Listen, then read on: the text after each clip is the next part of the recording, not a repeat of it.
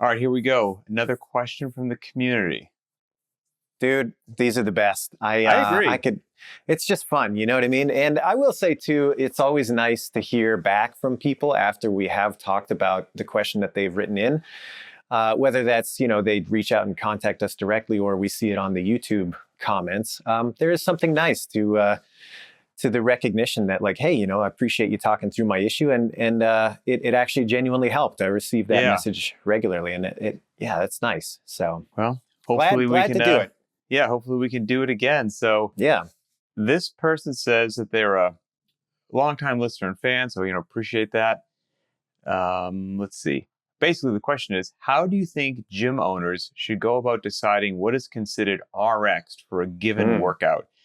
A little context. I just moved to a new city, started at a new gym. At my old gym, the Rx weights, reps, and time caps were set up to be broadly accessible. I would estimate that 70 to 80% of the members could do the prescribed workout within the time cap if there was one on any given day. I think this created a strong community. The workouts were very challenging, but we were all in it together. And the coaches would even sometimes encourage people to scale up if they were really strong in a particular movement, which was extra affirming and personally made me feel seen and valued as an athlete. Part 2.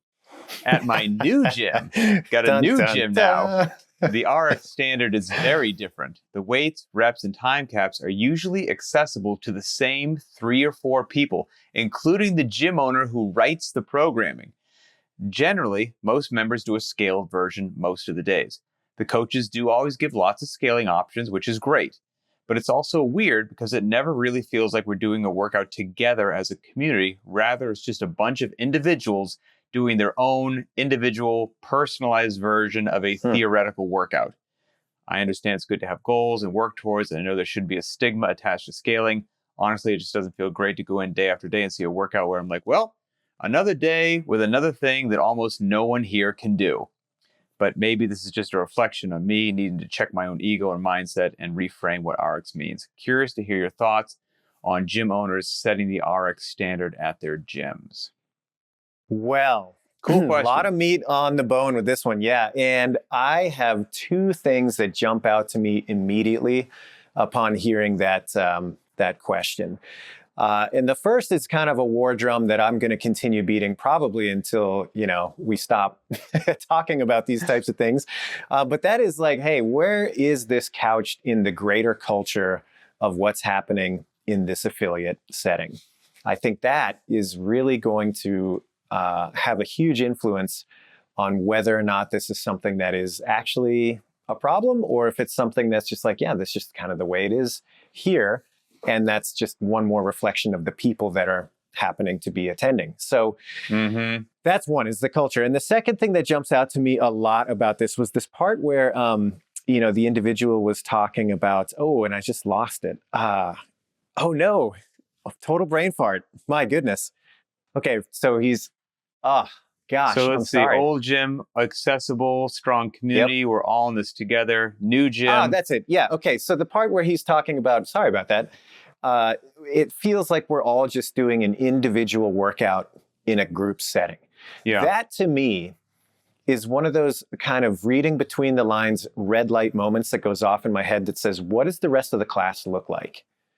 Because in my opinion, if you have somebody who's like a very skilled coach with a mixed group of individuals doing a mixed, kind of approach to a workout, meaning a lot of different scaling options, there are so many things that you can do within that class structure to still make it feel cohesive that you shouldn't be coming away from it with this feeling that like, I just kind of show up and do my own thing, or at least that's the perception that comes away from it. So to me, I would love to be a fly on the wall for a session to see what is the rest of this class experience like, and is it heightened or hurt by the coach's ability to keep the cohesion of this class? So yes. just the thought that comes to mind. And I'll be right there with you that, and I won't harp on it, but you're right. Culture. That's going to be, you deliver the same message in 2 different cultures and it's going to be received totally different. So yes, 100% to that. I'll also say, just to not be devil's advocate, but play the other side, right, as to old gym versus new gym or whatever it happens to be, without having more context of that. Like, and gym owners trying to um, have the workouts be appropriate for what's happening. So there's a couple things here. First of all, Yep. you're sitting in front of a flag that says Forging Elite Fitness. Okay? Yeah. And that's a slogan I haven't heard in a while, but it was all over the place when I first started doing CrossFit. It wasn't Forging Mediocre Fitness or Easy Fitness or even Fitness for Everybody. Quite frankly, it was Forging Elite Fitness. Like, it was hard. It was actually really hard. And if you understood how to scale and modify it, yes, everybody in the world could do it. But the actual like workout of the day was really hard. Like, and myself and my friends who were relatively fit coming from the special operations community, would get humbled and crushed every day and could not do the prescribed workout of the day, even coming from that background, for literally years. Like, some things, like Isabel, took me probably 5 years before I could do that darn thing. And so, like, there was this thing that was hard, and it doesn't make it right or wrong, right? And CrossFit.com wasn't programming for me. You know, they were putting out this workout of the day for this theoretical athlete that they had in their head, and then I was looking at that and trying to make it fit for where I was. And that's not right or wrong. That's just how it was. And they were Forging Elite Fitness. So that's on one hand, the Forging Elite Fitness. It's darn hard, and I just had to adapt to it. The other part of figuring out a prescribed workout every day for your gym and your community is, it does certainly depend upon who your community is. Whereas like CrossFit.com had this theoretical athlete that was not standing in front of them. Well, if you've got 100 members, they are actually standing in front of you and you can see them. And so are you wildly missing the mark every single solitary day? And, you know, is your class generally people who are north of 50 or 60 years old, relatively deconditioned and overweight and struggling with athleticism? If every day it's got handstand walks, full squat snatches, ring muscle ups, and L-sit rope climbs, I don't think you're reading the room very well. And your RX, even if you're giving great scaled options that everyone still can, you're not reading the room. Or is everyone in your community roughly 25 to 39 in decent shape, looking to get after it every day, kind of that fun competitive? Well, the workout of the day, if you're programming for that community, is probably going to look a little bit different. So I will say, you know, one of the things is, without knowing from gym 1 that this person left to gym 2 that they showed up at, is the coach reading the room appropriately, you know, and based upon what they said, is the second one. If it's true that only 3 and 4 people every day are actually doing it prescribed, and let's assume that there's 100 in there, so that's 97% are not. If that's true, and I'm reading it that way, okay, it could be fair to say that you're not reading the room well right there. Yeah, I'll pick up on 2 threads that you laid down there. And the first is that out of reach is okay. Right. There's nothing wrong with out of reach. And that's something you just need to get comfortable with. I mean, if my workout logs are to be believed, I'm coming up on 20 years of doing CrossFit workouts. First recorded CrossFit workouts I have in my old school journals are from 2004. And there are still plenty of things that are out of reach for me when I see them. You know, some main site workouts, some just regular programming from friends that I see. I'm like, yeah, dude, that weight is out of touch. That's out of reach for me. It's not going to happen. Right. You know, so out of reach is not a problem. That's got to be kind of at the foundation. Aspirational is okay. I will play the other side of that coin, though, and kind of augment what you were talking about, which is that I think if you're looking at a program broadly, there are plenty of great workouts across a well thought out program that are not inaccessible to people and still challenge the best. And I'll give you an off the cuff, easy example that's just dirt simple. 30 seconds of work followed by 30 seconds of rest for 10 rounds. That's 10 minutes of work on the Echo bike. Let's go. Get a good warm up in, practice some skills, hit that hard. It doesn't matter what your level of fitness is, you will be able to find a threshold that challenges you. You could be the beastliest, fire-breathingest, savage athlete, and if you attack that with the intent that is, deserving, oh yeah, it's gonna light you up. And likewise, if you're new to the gym and this is like day one, you'll be able to get through that. You'll need somebody to kind of guide you so you don't come out a little too hot, because that's easy to do. But you'll be able to get through those 10 minutes at a pace that's appropriate, and it'll be awesome. And so my question is, looking at the program more broadly, why are there not more opportunities where the workout itself at the base level should be accessible to a wider group of the population, but still have plenty of challenge for the top? So that would be another thing that I'd be very curious about in this scenario. Number one, what's this group cohesion looking like, just beyond the nuts and bolts of the program? And then number two, programming for a high-level athlete does not mean that every single workout has a skill requirement or a loading requirement that is just so far beyond the average person. And I would go so far as to say that if it does, you're missing some really valuable elements, because there is a ton of utility to moderate loading, moderate reps, hitting that hard, and being forced to understand that there's no way to rest or take a break within that. That's a critical element. And I think it can be overshadowed sometimes when you start looking at an athlete that's like, quote unquote, high level. Again, everything I'm going to say here, I'm going to just piggyback off what you said, right? It's okay. I piggybacked off you. So, it's the culture thing, man. It really is the culture thing. Like her first gym or her second gym, neither one's right or wrong. Sure. Without, and actually, I don't know why I said her. I don't know who it is. I didn't even put their name in there. You said he, I said she. So we're gonna cover all that base here. I don't know if her first gym or her second gym is correct. If the culture's rock solid, so I'm going to make that assumption. Culture's rock solid, great staff, great community. They make people feel welcome. If in that gym you've got a workout of the day where 70 to 80% do it prescribed, and if the most mission critical thing is happening, which is people are getting fitter, faster, and stronger, that gym's doing great things. If you go to the second gym and it has a fantastic culture, and you know what? We do things just a little bit different than your last gym.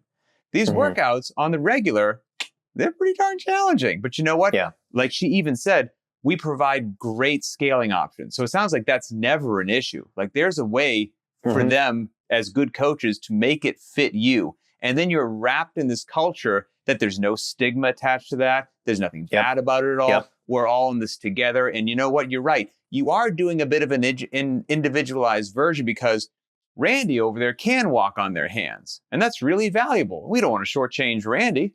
But today, that's not for you. We've got this scale that you're going to do. And if you don't like the word scale, it's a modification. It's option B. It's option C. It's whatever it happens to be. But we're going to take that stimulus that Randy's getting, and this meets you where you are, and you're going to just thrive as an athlete. I personally don't have any drama with that either. If both of those operations get the culture right and their athletes are getting fitter, faster, and stronger, again, being an affiliate model, not a franchise model, that's just open to how you do that. And if those things are in place at both, I got no drama. Now, if one of them is somehow injecting something weird in there that you're not doing the prescribed, that's an entirely different kettle of fish. But devoid of that, I don't particularly have an issue with either one of these things, as long as people are improving and there's just a good family vibe in there. Yeah, 100% agree with that. And that's one of the subtleties that I think, a coach needs to be in tune with, an affiliate owner needs to be in tune with, is what's the presentation with these options? Is it like, okay, man, here's the workout. It's going to be super awesome, but you're really only talking to 3 people. Oh yeah, and we got these other scaling options. You guys figure it out. I mean, that's clearly a message that will be loudly received by the vast majority of that group. That, hey, man, maybe there isn't as much thought or attention given to the group. That's a bad situation to be in, right? But to your point, that could be mitigated so many ways, that if it's just like, hey, here's option A, B, C, and D, and the coach has the connection with each one of those members. That's like, hey, Pat, today, this is a B for you today, because I know we're still working on this skill. Hey, EC, this is definitely an A workout for you. And it's just like this no nonsense. This is where you're at. This is what's going to bridge you to the next step in your fitness. Awesome. Giddy up. Let's go. Right. And then I think where the rubber hits the road is another point that there's subtle messages that can be sent. Where's the coach spending their time? Are they gravitating towards these fire breathers? And that's all that they're kind of interested in. Okay, well, that's obviously a problem for a lot of reasons. But if the coach is doing their job and they are, I love this old kind of Greg Glassman way of thinking about it, where he's like, if you are effective at doing your job within that class, everybody should step away from the class being like, dude, he was on me every single time my technique wavered. And everybody in the class should have that same experience, right? Everybody should feel like he was just Hawkeye right on me. If that's happening, then, hey, whether or not the workouts at their highest level are representing the majority or not, I don't know if it matters, right? I think these other things matter a lot more. Yeah. And, now to peer under the hood and say maybe there is something nefarious afoot, like, they said, I'm going to play that devil's advocate now. Same 3 to 4 people always crush it. One of them is the gym owner who writes the programming. Okay. So if you wanted to play detective with the programming, you've got high skill movements that might eliminate some folks, but high skill movements are valuable for, the neurological components. We have many a show on that. So handstand walks, ring muscle ups, snatching, clean and jerks, box jump, double unders, rope climbs, GHD sit-ups, strict weighted pull-ups are going to eliminate a lot of people. They're a fantastic movement. Those should be programmed, et cetera, et cetera. Is that happening every single day, or is it with an appropriate smattering? And like you said, there's plenty of ones that are more basic and lower skill, because you should have them all. If it's the high skill every day, that would make me go, that's interesting. Loading. If you've never seen a thruster that's below 135, something's peculiar is happening there. There's never been a deadlift below 315. So you could kind of do that same investigation with the loading, because you should have very light to very heavy and everything in between. And you know what? Maybe the skill selection is spot on and the loading selection is spot on. But like you said, maybe every time cap's crazy. All right, it's Fran, you got to do it in 2:45 or less. Okay, well, good workout, good movement selection, good loading, like crazy time cap to set for your class. Or hey, if you don't finish Helen in 7:30, you're not doing it right. Okay, well, that's not right either. So you could do a bit of an investigation with those things and see if something is just kind of missing the mark there. But if, and if so, well, then there's something worthwhile that you should pursue, because that's not good on a whole lot of levels. But if all those things kind of shake out, then, it just might be a recurring theme that we're going to have over and over again, that some things just bother some people. And maybe if prescribed and scaled bother you, would it bother you if that's not how things were labeled, and whatever used to be considered prescribed was just now option A, and then there was option B and option C and option D? Would you walk into the gym, have an honest conversation with yourself, and if it didn't say prescribed and scaled, it just literally said option 1, 2, 3, and 4, and that's how you select it, would you feel different about that? If so, then it's not the gym, it's not the coaching staff, and it's not the programming. It's just, how you interact with your environment and how those words, I don't know, give you a reflection of yourself or whatnot. So again, just things to kind of to roll around. Yeah. And I'll approach this kind of final thoughts from the coaching and affiliate angle. I think this is something that if you're responsible for the programming, sometimes, you're in your groove, you've got your system laid out, whatever that is, and you're putting these workouts together. There's a lot of variables there. Sometimes you're not always going to consider the group with every decision. That's just the reality. However, I think it is important to step back and say, okay, how many opportunities do I have, like I mentioned before, where this is an RX workout and everybody can hit it at their level, and they're all going to come away with a similar effect regardless of their fitness. How many opportunities exist like that? Because it should be a lot. Like if you look at any max lifting day, like that is by definition personally caterable to anybody. It doesn't matter your experience level, right? You're all trying to get to that threshold, but the weight is going to be radically different person to person. That RX is the same because it's not dictated by a specific load. There should be lots of opportunities like that if you're the one in charge of the program. So that's one aspect of it. And then I think the other aspect, like I mentioned, is, okay, just paying attention to if we do have a couple of heavy hitters at the top and they are staff, you know what I mean? Is there an opportunity for them to make sure that they are humbled at times, because everybody should be. This is the name of the game. Not everybody's like a flawless fitness machine. Yeah. And I'll kind of finish with a story that I heard years and years ago from one of my favorite old school CrossFitters, Brett Marshall from CrossFit Calgary, old schooler of the old school. And he said that, hey, over the years, he's had coaches that got a little too big for their britches. They thought that scaling was beyond them. And his response to that was like once a month or so, he would just throw down a workout that was not absurd. Like, yeah, maybe somebody out there could do it, but nobody in the gym could do it, to include the coaching staff. And so they walk in and they'd be like, well, what is this workout? Blah, blah, blah. He's like, what?